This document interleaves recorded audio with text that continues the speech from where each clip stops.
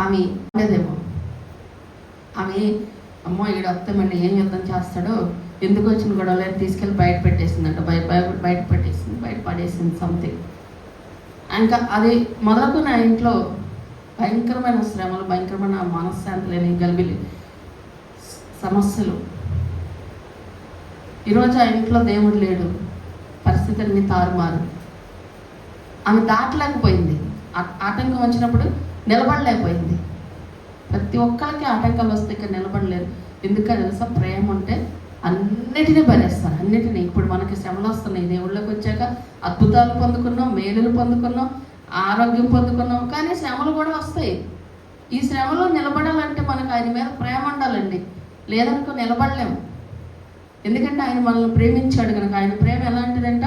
దయ కలిగి ఉంటుంది, మత్సర పడదు. మత్సరం అంటే అసూయ ఉండదు. ఆయన ప్రేమలో అసూయ ఉండదు, ఆయన ప్రేమలో కోపం ఉండదు. మనం వేరే వాళ్ళకి ఇంపార్టెంట్ ఇచ్చినా కొన్నిసార్లు ఆయన్ని పక్కన పెట్టి, ఇప్పుడు అంతా ఎందుకు చెప్పారంటే ఆయన పక్కన పెట్టి పిల్లల కోసం, ఆయన పక్కన పెట్టి డబ్బుల కోసం, ఆయన పక్కన పెట్టి ఫ్రెండ్స్ కోసం, ఆయన పక్కన పెట్టి ఫంక్షన్ కోసం, ఆయన పక్కన పెట్టి బంధువుల కోసం మనం వెళ్ళినప్పుడు ఆయన దుఃఖపడే పరిస్థితులు ఎన్నో ఉంటాయి. కానీ విడిచిపెడతాడా? విడిచిపెట్టాడు. ప్రేమ కలిగిన దేవుడు, అది నిజమైన ప్రేమ. మనల్ని అలా ఎవరైనా ప్రేమిస్తే నిజంగా స్వచ్ఛమైన ప్రేమ. కానీ అలా ఉంటుందా ఎవరైనా? మనుషులు వెంటనే బయటపడిపోతారు.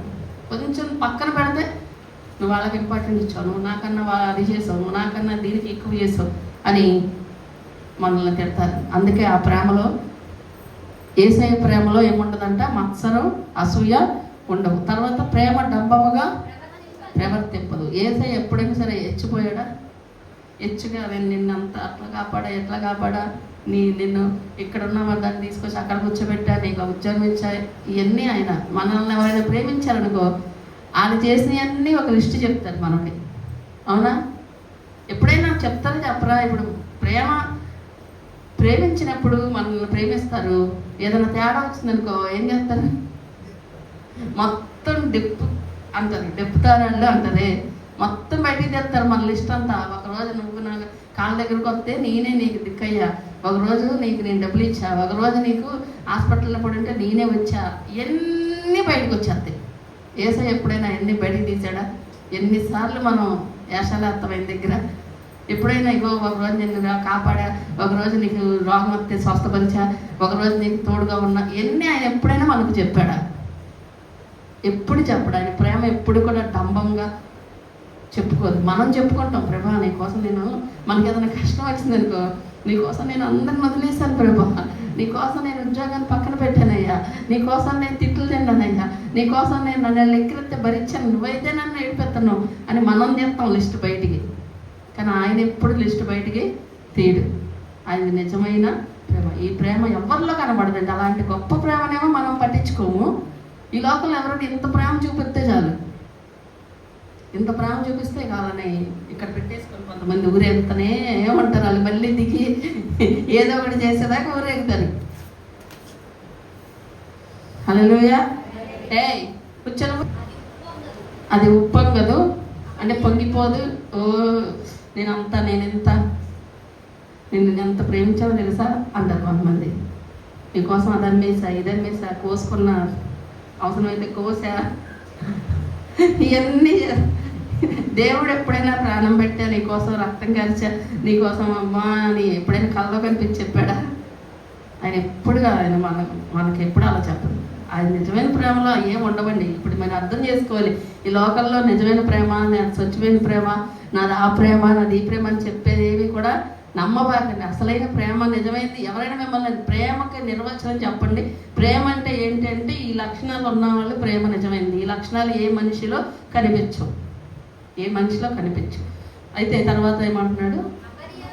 అమర్యాదగా నడవదు. అమర్యాదగా అంటే కొంతమంది ప్రేమించినప్పుడు చాలా మర్యాదగా ఉంటారు. వాళ్ళ మీద కొంచెం ప్రేమ ఎక్కువైంది అనుకో, ఇంకా చాలా మర్యాద. ఒరే అదేమంటే అదే ప్రేమ అంట. రావే అనుకుంటారు కదా. భర్తను కూడా ఒరే అని పిలిచేవాళ్ళు లేరా చెప్పండి? భర్తను కూడా అదేమంటే నీకు నా మీద ప్రేమ, అందుకే నేను ప్రేమిస్తున్నా కాబట్టి నేను అలాగే పిలుస్తా. అలా పిలిస్తేనే మనగా ఉంటుంది. అలా ఆమెని మంచిగా మామూలుగా పేరు పెట్టి పిలితే ఆమెకు నచ్చదంట.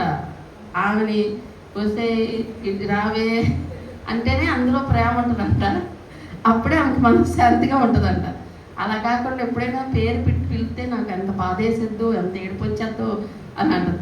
అంటే పిలుపులో మర్యాదలో ఇవన్నీ కానీ తేడా వచ్చిందనుకో ఏమైపోద్దా మర్యాద మళ్ళీ ఇంక ఏమంటారో తెలియదు, ఏం మాట్లాడతారో తెలియదు.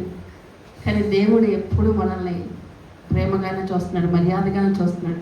మనమే మర్యాద తప్పుతాం కానీ ఆయన ఎప్పుడు మర్యాదపూర్వకంగానే ఉంటాడండి. ఆయన ప్రేమలో ఇప్పుడు నిజంగా ప్రేమించిన వాళ్ళని చూడండి. ఇప్పుడు సపోజ్ కొన్ని ప్రేమలు తీసుకుందాం పోనీ, ప్రేమించానుకో, తన భర్తను ప్రేమించానుకో, తన భర్తగా మర్యాదగానే బయట కూడా మాట్లాడతారు. వాడంతా మార్కుడైనా ప్రేమను బట్టి ఏం చెప్తారు, మా వారండి అదండి ఇదండి అని చెప్తారు.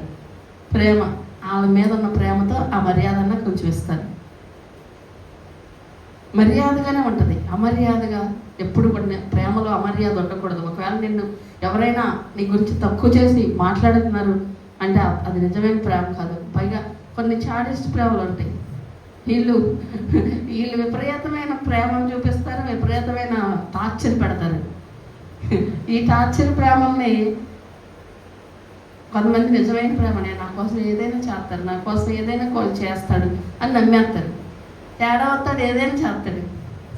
అది కూడా చేస్తాడు. వాళ్ళు ఏం చేయడానికి వెనకాడరు. ఎంత ప్రేమిస్తారో స్త్రీలు ఉన్నారండి, ఆడవాళ్ళు ఉన్నారు, మగవాళ్ళు ఉన్నారు. విపరీతంగా ప్రేమిస్తారు.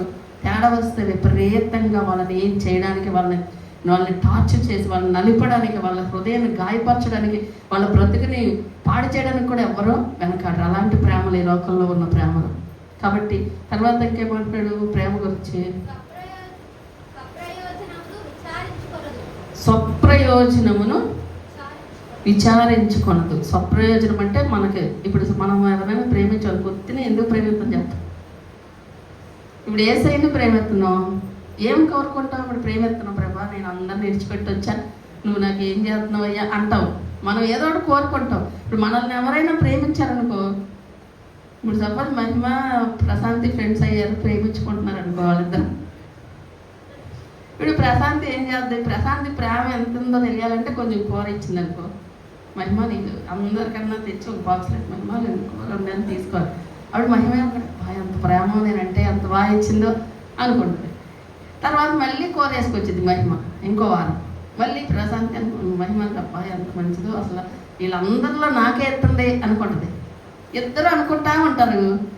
ఏ రోజు మహిమ ప్రశాంతికి కూర లేదనుకో, ఏదో రోజు ఆలోచించిందా లేదా, చూడు ఎన్నిసార్లు కూర వేసేస్తున్నాను, ఒక్కరోజైనా కూర తేదు నాకు అసలు నేనంటే ప్రేమ లేదు, నేనే ఆమెను ప్రేమించేస్తున్నాను బాగా, ఆమె మాత్రం నన్ను ప్రేమించట్లేదు అనుకుంటుందా అనుకోవచ్చు.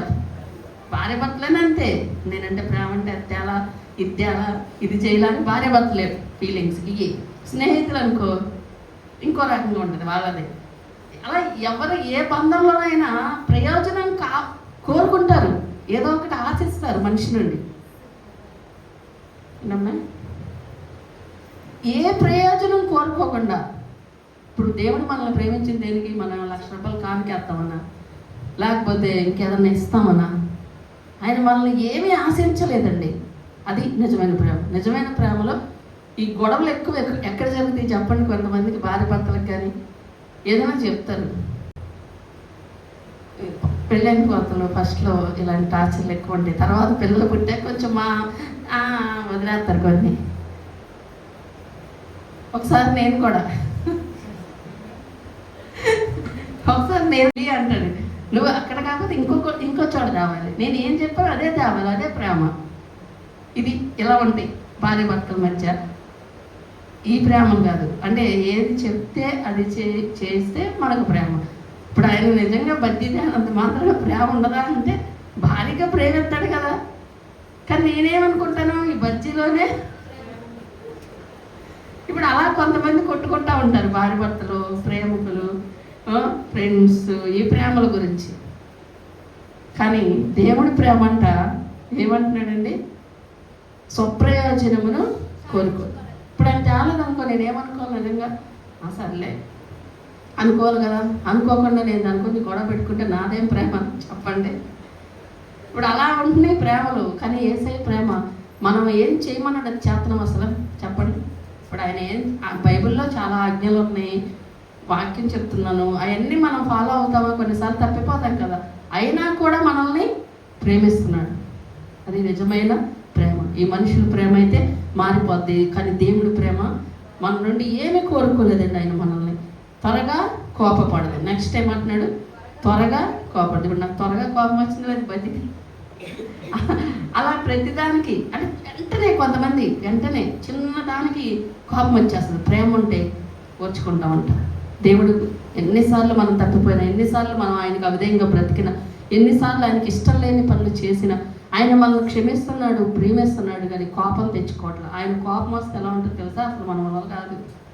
ఆయన కోపం మనం భరించలేము. ఇంకా తర్వాత ఆయన ప్రేమలో ఏముంటుందంట? అపకారమును మనసులో ఉంచుకోదు. అపకారం అంటే ఏదైనా తప్పు చేస్తే మనం ఎత్తి పొడుస్తామంటారు కొంతమంది. ప్రేమ ఉన్న వాళ్ళు ఏం చేస్తారు? అసలు మాట్లాడరు దాని గురించి.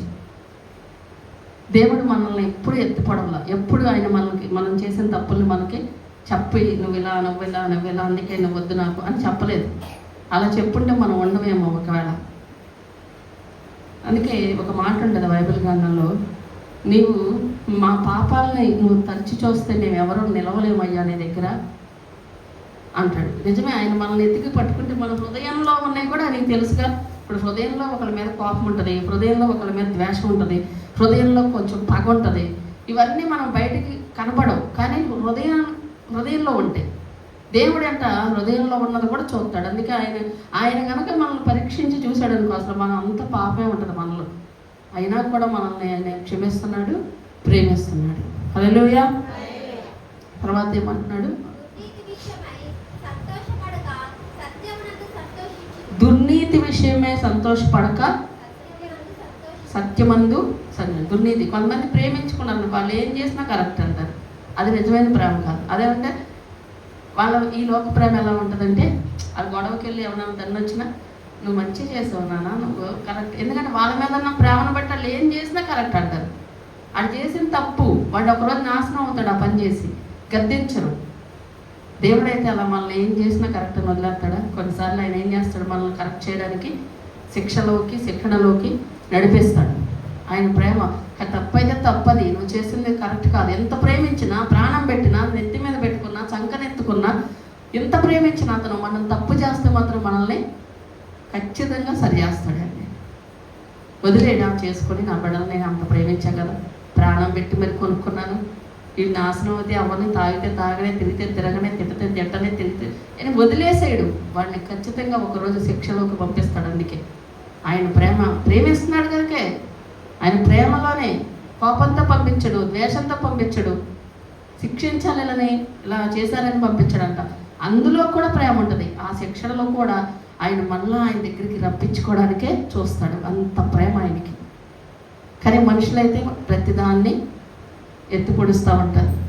తర్వాత అన్నిటినీ తాళుకొడను, అన్నిటినీ మనల్ని ఆయన భరిస్తున్నాడు. అంతకన్నా ఇంకా మనం ఏం చెప్పలేం. మనుషుల వల్ల కాదు అది. అన్నిటినీ నమ్మను.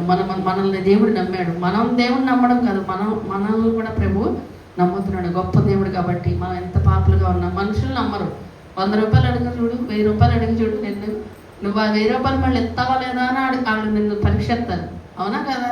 ఇప్పుడు 1000 రూపాయలు అడిగావు, లూదేమా మిల్లు ఒక 1,00,000 రూపాయలు అడిగింది అనుకో, ఎవరినైనా 1,00,000 రూపాయలు ఎట్టగట్టింది లూదేమమ్మ అని ఆలోచించరా? ఎవరు?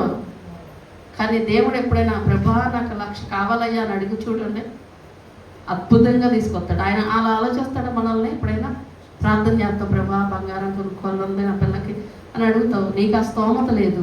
ఇల్లు కొనుక్కోవాలని అడుగుతావు, నీకు ఆ స్తోమత లేదు. కానీ నిన్ను నమ్ముతున్నాడు దేవుడు. ఆయన సహాయాన్ని ఏదో రకంగా పంపిస్తాడు. మనల్ని మనుషులు నమ్మరు, కానీ దేవాది దేవుడు నమ్ముతున్నాడు. ఆయన ప్రేమ, అది దానికి కారణం ఏంటంటే ప్రేమ. తర్వాత